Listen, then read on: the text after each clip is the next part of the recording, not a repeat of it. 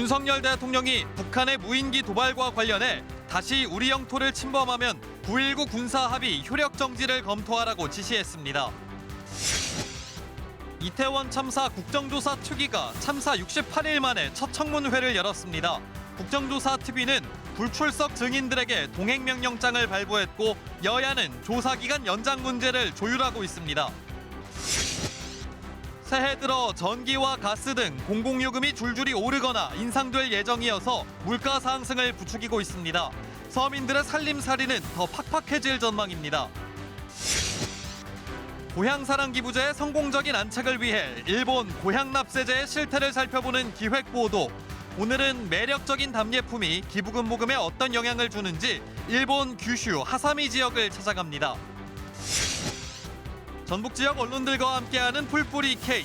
오늘은 무주군이 65세 이상 노인들을 대상으로 조사한 사회조사 결과를 자세히 살펴보고 부안, 순창, 완주 지역 소식을 차례대로 전합니다.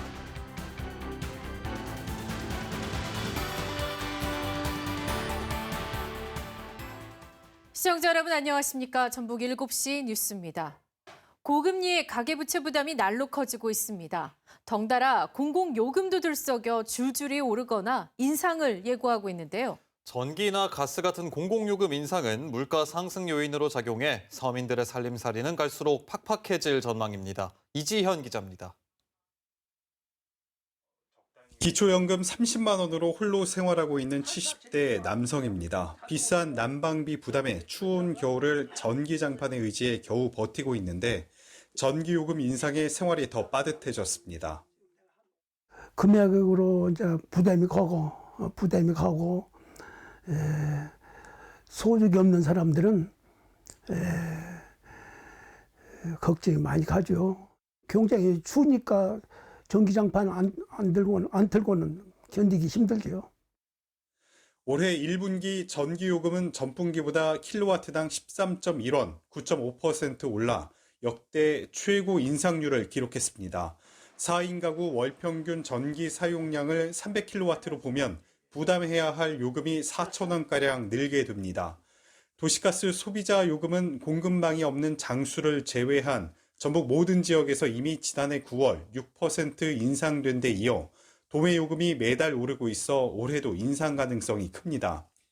전북 지역 상하수도 요금은 동결하는 시군도 있지만 많게는 30%까지 올리는 곳도 있습니다.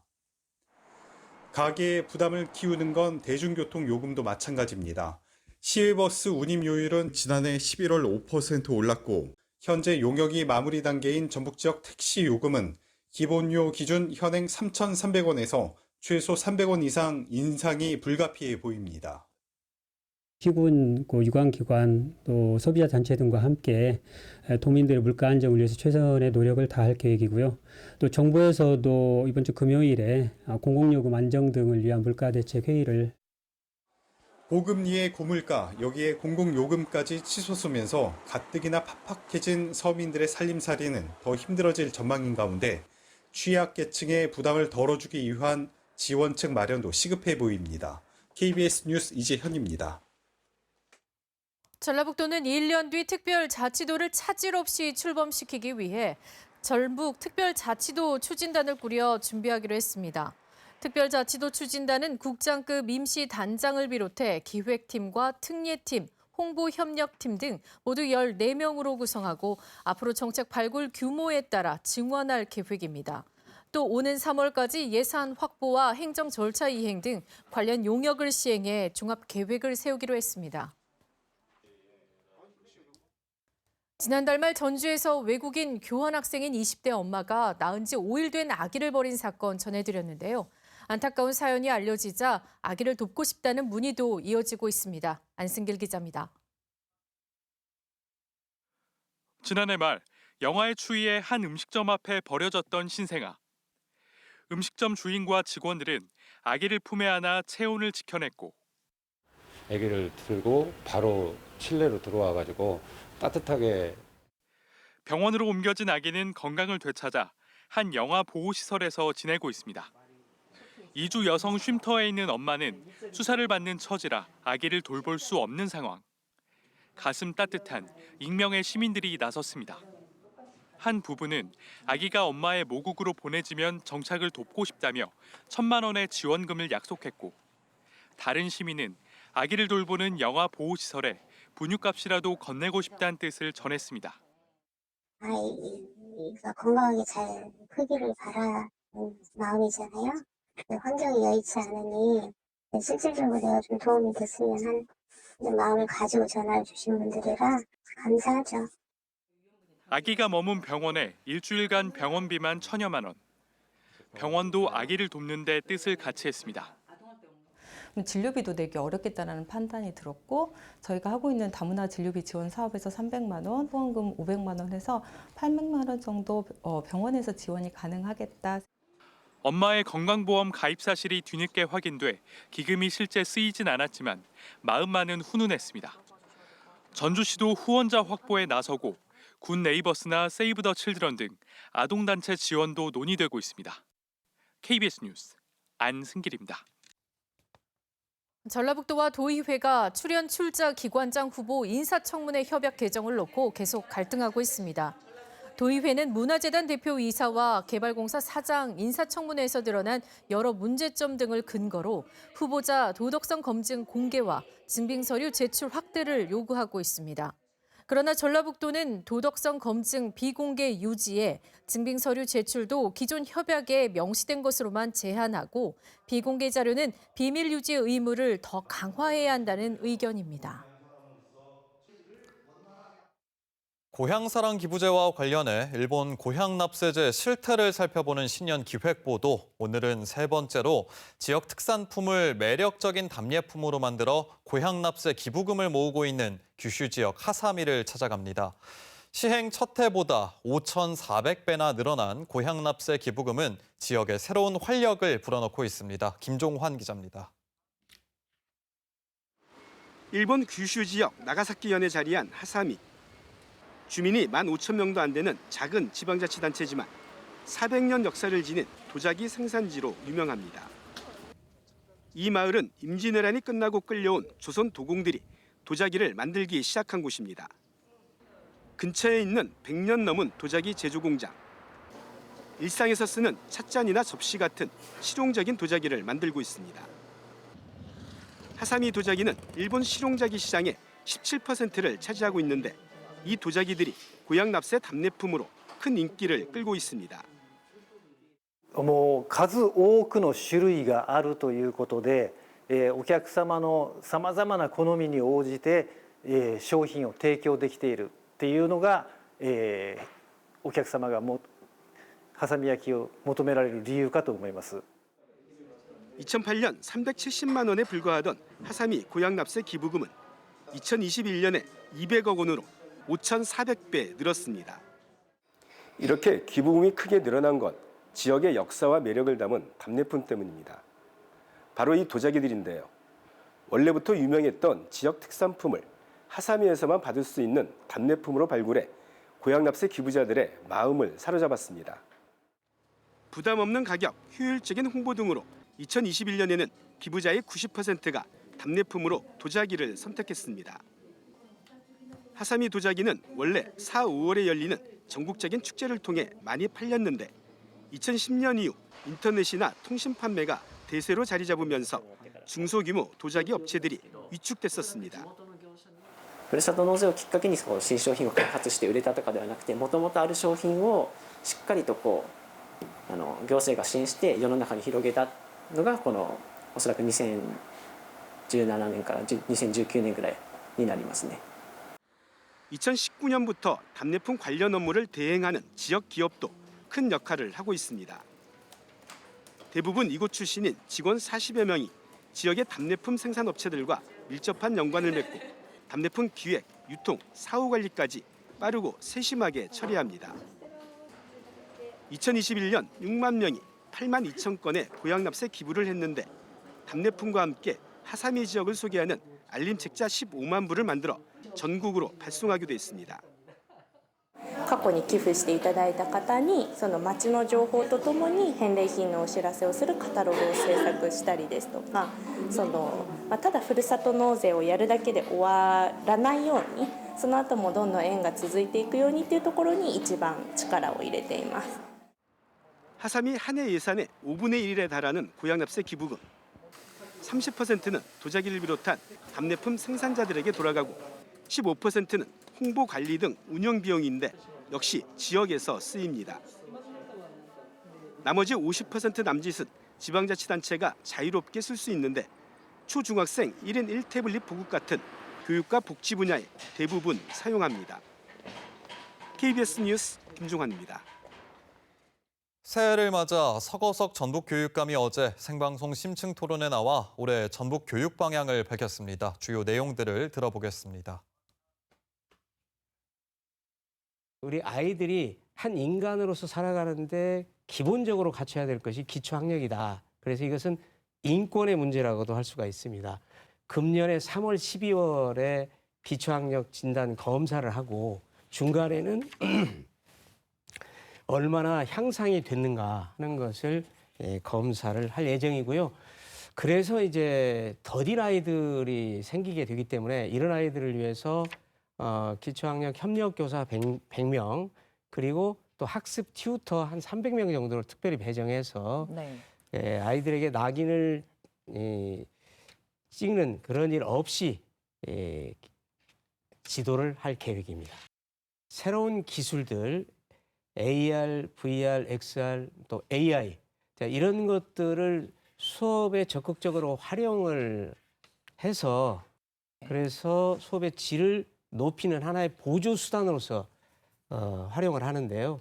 그러기 위해서는 학생들에게 스마트 기기를 지급을 해야 되고요. 17개 시도교육청 중에 우리를 빼면 16개인데 지금 11개 시도교육청은 오늘 현재로 학생들에게 80% 전체 학생 중에 80%에게 스마트 기기를 지급을 했고 금년 말까지 해가지고 100% 지급할 계획으로 있거든요.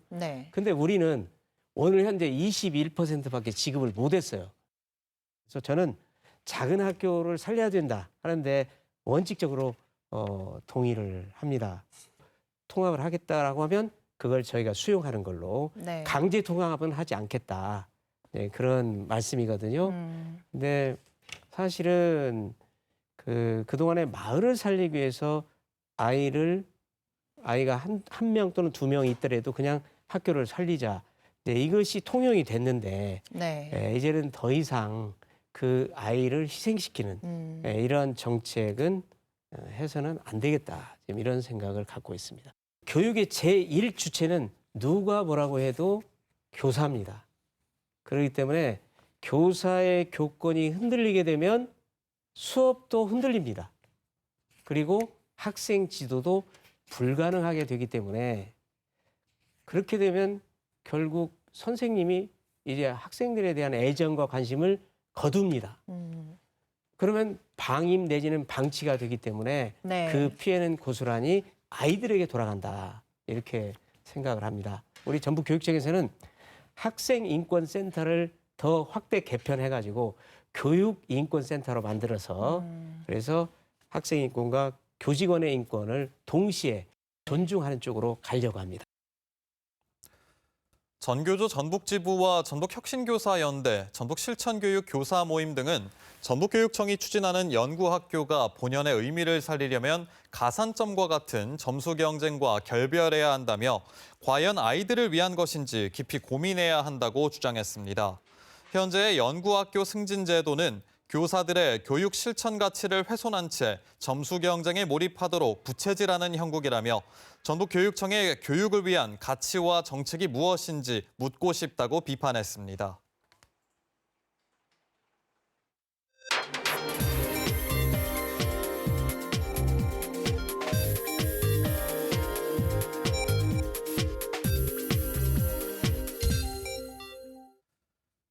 윤석열 대통령이 북한의 무인기 도발과 관련해 다시 우리 영토를 침범하면 9.19 군사합의의 효력 정지를 검토하라고 지시했습니다. 합동 드론 부대를 창설하고 올해 안에 스텔스 무인기를 생산할 수 있도록 하라는 주문도 했습니다. 우한솔 기자입니다. 북한 무인기 대응 전략을 보고받는 자리, 윤석열 대통령은 9.19 합의 효력 정지를 언급했습니다. 북한이 우리 영토를 다시 침범하면 9.19 합의 효력 정지를 검토하라 지시했습니다. 북한이 다시 이같이 우리 영토를 침범하는 도발을 일으키면 9.19 군사 합의 효력 정지를 검토하라고 안보실에 지시했습니다. 이 같은 도발을 반복하지 말라는 경고일 수도 있지만 윤 대통령이 직접 9.19 합의 효력 정지를 언급한 건 취임 뒤 처음입니다. 그동안 여권을 중심으로 9.19 합의 재검토 주장이 나왔지만 정부는 상대적으로 신중한 입장을 보여왔습니다. 우리가 먼저 9.19 합의 파기 등을 선언할 경우 북한이 도발이나 충돌의 책임을 우리에게 돌릴 우려가 있습니다. 대통령실 고위 관계자는 북한의 9.19 합의 위반이 일상화된 비정상적인 날들이 지속됐다고 윤 대통령의 효력 정지 발언 배경을 설명했습니다. 또 국군 통수권자로서의 결단에 따른 것이라며 앞으로 북한의 추가 도발이 없기를 바란다고 했습니다. 윤 대통령은 감시정찰과 전자전 등 다목적 임무를 수행하는 합동 드론부대 창설도 지시했습니다. 소형 드론 대량 생산체계 구축, 스텔스 무인기 생산 등도 올해 안에 가능하도록 박차를 가하라고 주문했습니다. 적의 드론을 무력화하는 드론 킬러 체계 개발도 당부했습니다. 대통령실은 윤 대통령이 북한 도발의 비례적 수준을 넘는 압도적 대응 능력을 주문한 거라고 의미를 밝혔습니다. KBS 뉴스 원솔입니다. 이태원 참사 진상규명을 위한 국정조사 청문회가 참사 발생 2달여 만에 열렸습니다. 경찰의 미숙한 대응을 놓고 여야 모두에서 질타가 쏟아졌는데요.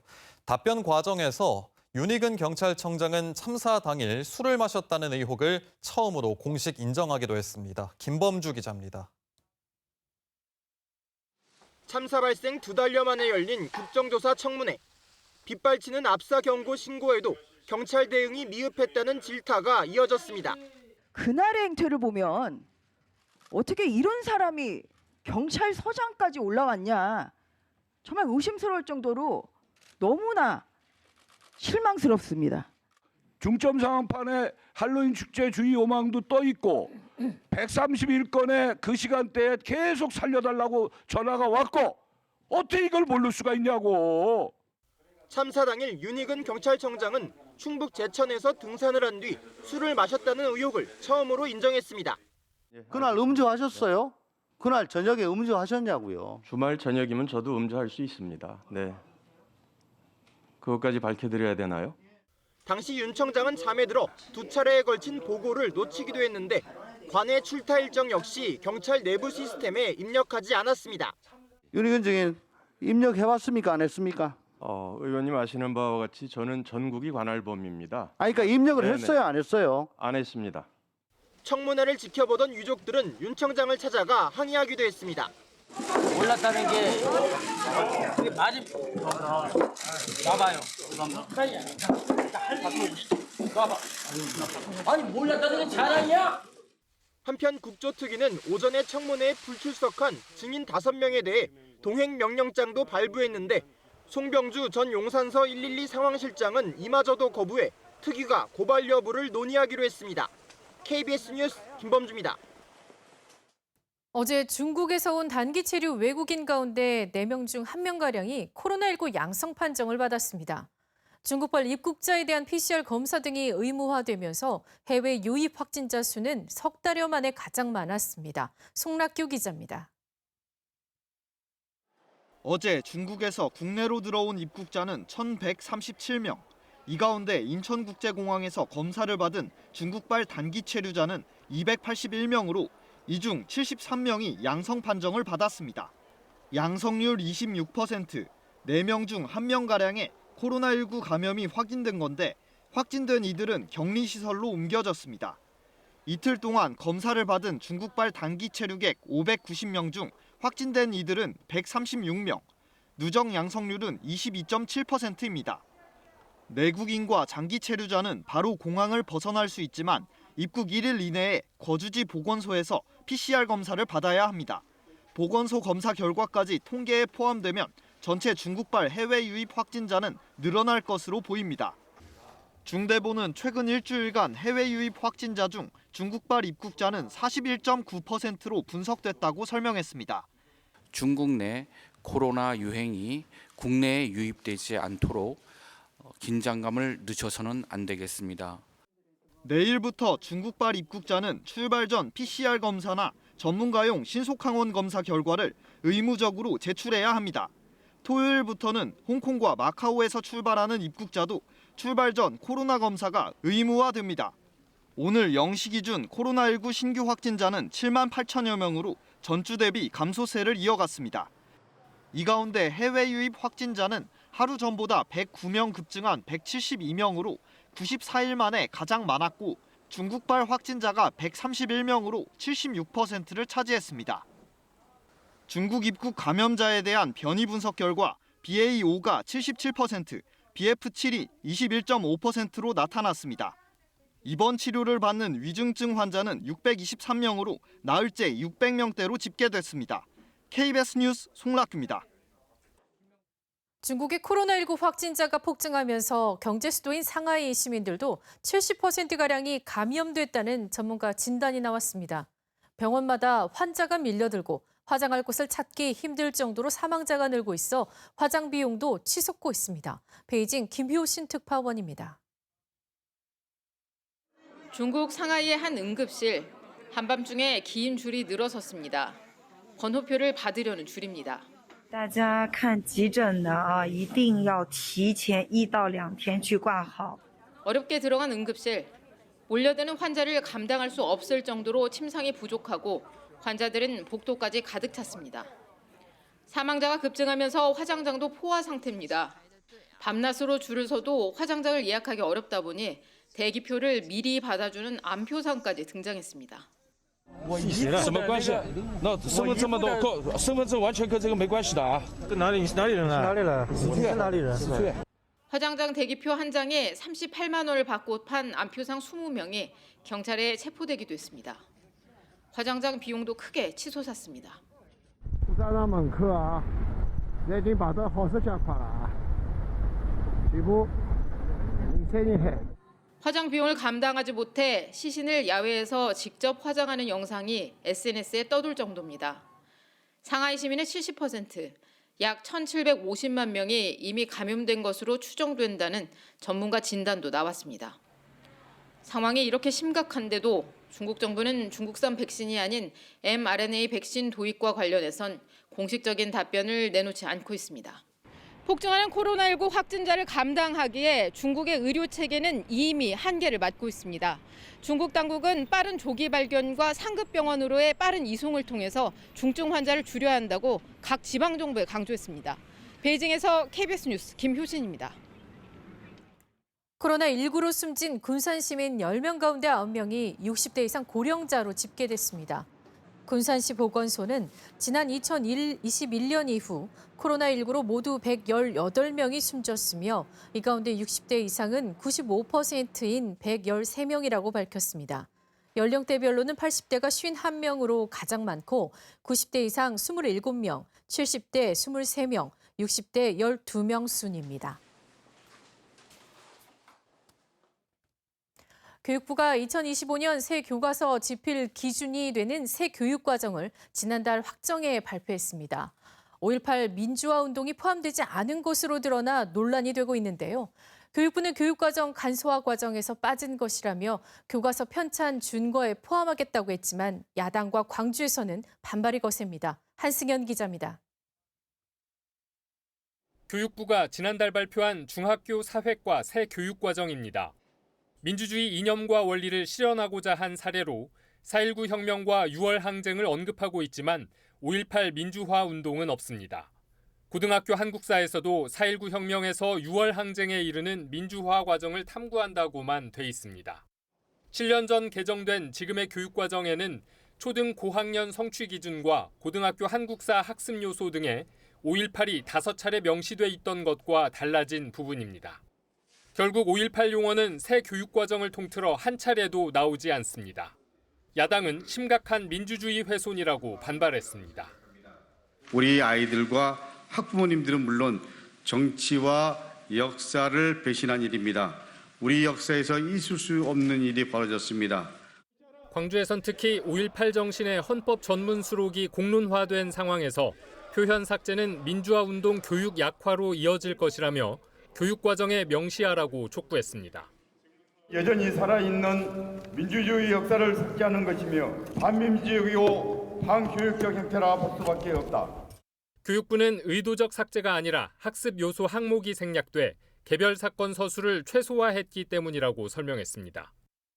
연구진들이 그 대강화의 틀에 맞춰서 내용 학습 요소들을 대폭적으로 전 교과에서 생략을 하였던 것입니다. 삭제 논란이 커지자 이주호 교육부 장관은 교과서 편찬 기준에 5.18 민주화 운동을 반영해 교과서에 기술될 수 있도록 하겠다고 밝혔습니다.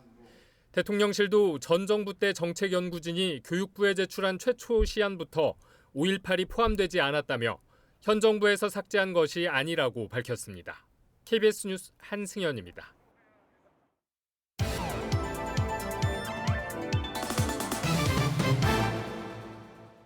이번엔 각 시군에서 활동하는 언론사와 함께 지역 소식을 전하는 풀뿌리 K 순서입니다. 먼저 간추린 소식 보시죠. 부안 독립신문입니다. 2007년 겨울 충남 태안 기름 유출 피해를 극복하는 과정을 담은 부안군의 기록물이 유네스코 세계기록유산으로 인정받았다는 소식입니다. 신문을 보면 이번에 인정된 기록물은 태안 기름 유출 당시 피해 현황과 작업 상황 일지, 부안군 공무원들의 출장 내역 등 공문서 250여 건으로 대형 사고를 수습하고 극복하는 과정이 담겼습니다. 이번 기록유산 인증은 부안군과 충남 태안군, 당진시가 함께 참여했으며 부안군은 인증 문서를 영구 보존할 방안을 검토하고 있습니다. 다음 열린 순창입니다. 순창군이 최근 장기기증 장려를 위한 조례를 마련했다고 전했습니다. 신문은 이번 조례가 장기와 인체 조직 기증을 장려하기 위해 기증자에게 순창군 보건의료원 진료비 중 본인 부담금 면제와 수영장과 승마장 이용료 50% 감면 등 기증자를 예우하고 지원하는 방안을 담고 있다고 보도했습니다. 순창군은 장기기증 희망자들을 위해 보건의료원에서 기증 등록 접수 창구를 운영하고 있으며 지난해까지 모두 20여 명이 기증을 희망하고 있다고 덧붙였습니다. 이어서 완주신문입니다. 만경강 신천습지에서 천연기념물이자 멸종위기종인 혹고니와 쇠부엉이, 큰고니 등이 발견됐다는 기사입니다. 신문은 시민 모임인 만경강 사랑지킴이가 지난달 말쯤 천연기념물이자 멸종위기 1급인 혹고니를 만경강에서 발견했고 만경강 신천습지에서는 쇠부엉이와 노랑부리 저어새도 월동하고 있다는 걸 확인했다고 보도했습니다.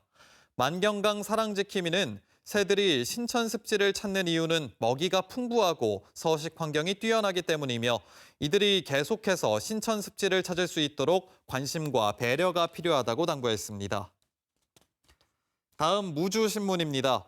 65세 이상 무주군민 10명 중 5명가량은 의료 서비스 확대를 최우선으로 희망하는 것으로 나타났다고 보도했습니다. 최근 무주군이 발간한 2022 무주군 사회조사 보고서에는 무주군 노인이 희망하는 복지 서비스 1위는 의료 서비스 확대가 꼽혔고 노인 일자리 제공이 뒤를 이었다고 신문은 전했습니다. 네, 이번엔 앞서 전해드린 대로 지난해 무주군 65세 이상 노인들을 대상으로 진행한 사회조사 결과에 대해서 자세히 알아보겠습니다. 무주신문 화상으로 연결돼 있는데요. 신주혁 미디어국장 나와 있습니다. 안녕하십니까? 네, 안녕하세요. 네, 먼저 지난해 진행된 2022 무주군 사회조사 어떻게 진행하게 된 계기인지 설명해 주시죠.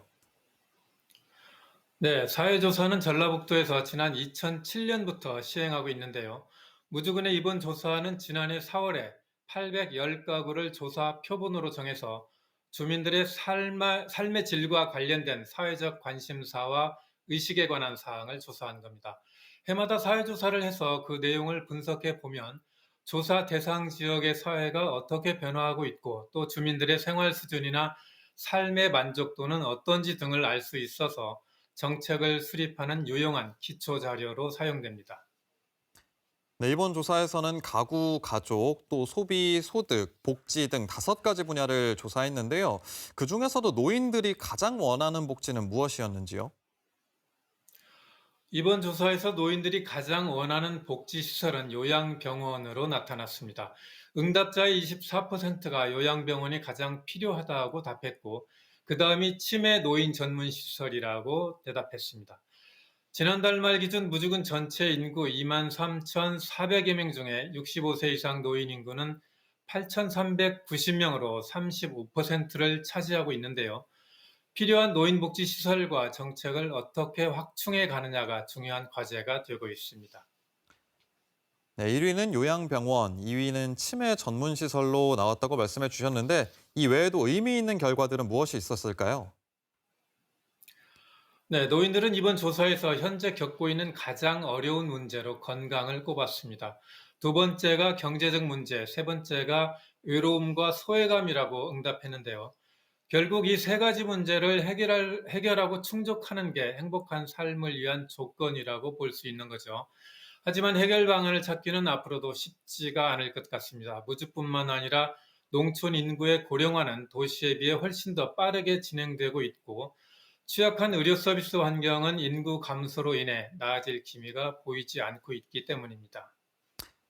네, 무주군이 이 사회조사 결과를 어떻게 활용할지 그에 대한 계획도 궁금합니다.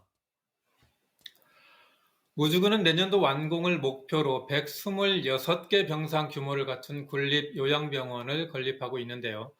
이번 사회조사 결과를 노인 복지를 포함해서 사회적 관심사에 대한 삶과 고용, 복지와 일자리 등을 파악해 주민들의 요구에 부응하는 정책을 수립하는 데 반영하겠다고 밝혔습니다.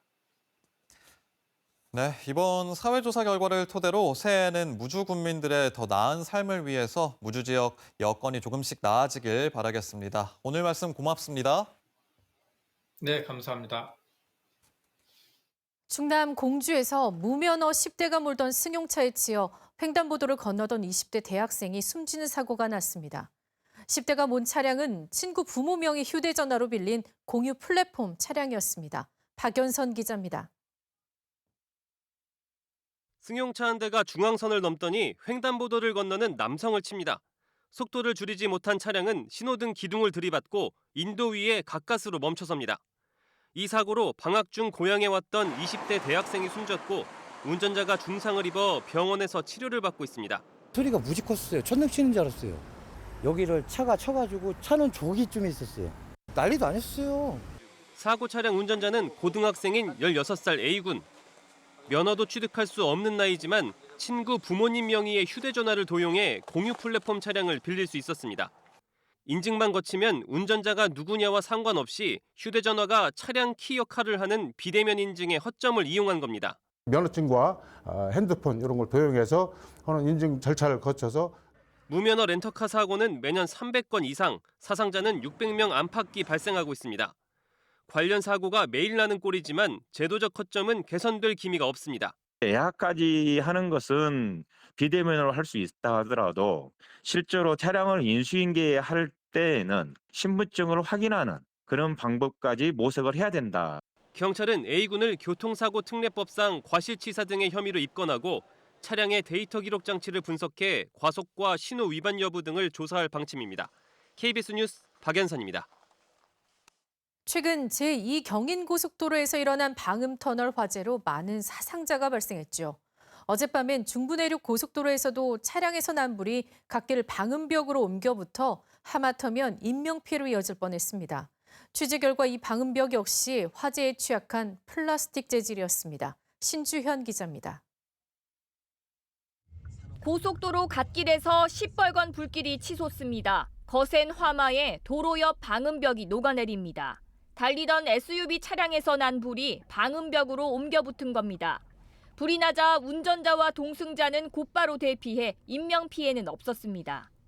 불이 막 번지고 있었어요. 저번에 터널 화재 사건 그거 생각나가지고 저도 빨리 빠져나가겠다는 생각이 들어가지고. 불에 탄 방음벽은 뼈대만 앙상이 남았습니다. 방음벽으로 옮겨붙은 불은 이처럼 도로를 따라 삽시간에 번져나가면서 방음벽 16개가 불에 탔습니다. 이 방음벽의 경우 투명한 아래쪽은 PMMA, 위쪽은 ABS와 유리섬유 소재 등 모두 플라스틱 재질로 만들어진 것으로 확인됐습니다.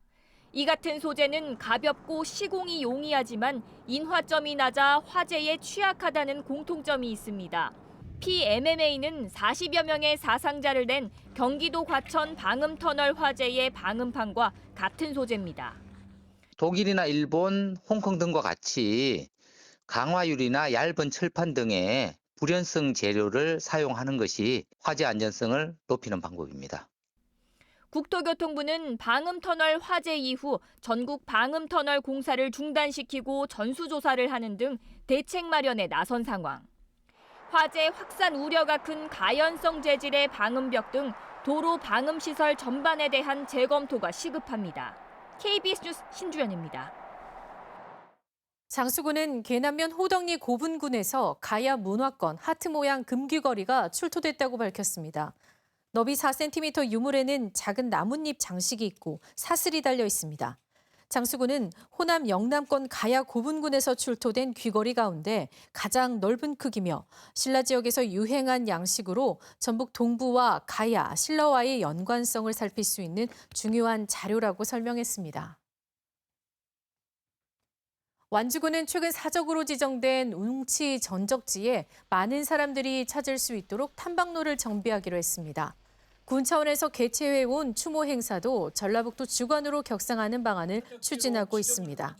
웅치 전적지 원형을 체계적으로 보존, 관리할 수 있도록 전라북도와 함께 국가지정문화재 종합정비계획을 마련하기 위한 논의도 시작할 예정입니다. 남원경찰서는 농촌 빈집만을 골라 상습적으로 금품을 훔친 혐의로 40대 남성을 붙잡아 구속영장을 신청했습니다. 이 남성은 지난해 3월부터 최근까지 전북과 전남, 충남 등을 돌며 농촌 빈집 60여 곳에서 금품 1억 원어치를 훔친 혐의를 받고 있습니다. 경찰 조사 결과 이 남성은 절도죄로 복역한 뒤 출소해 누범 기간에 다시 범행을 저질렀고 훔친 돈은 대부분 유흥에 쓴 것으로 알려졌습니다.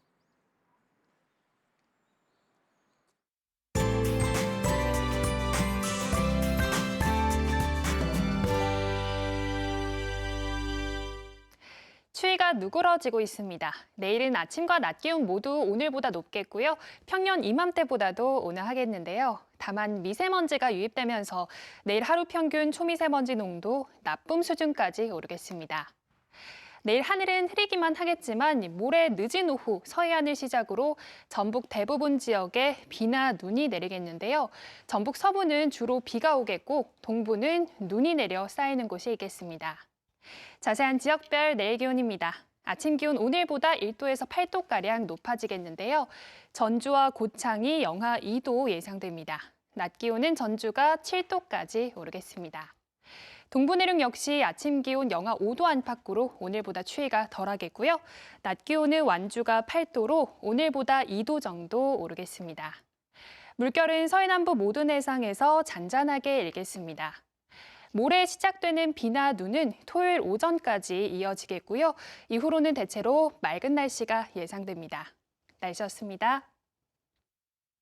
뉴스를 마칩니다. 시청해주신 여러분 고맙습니다.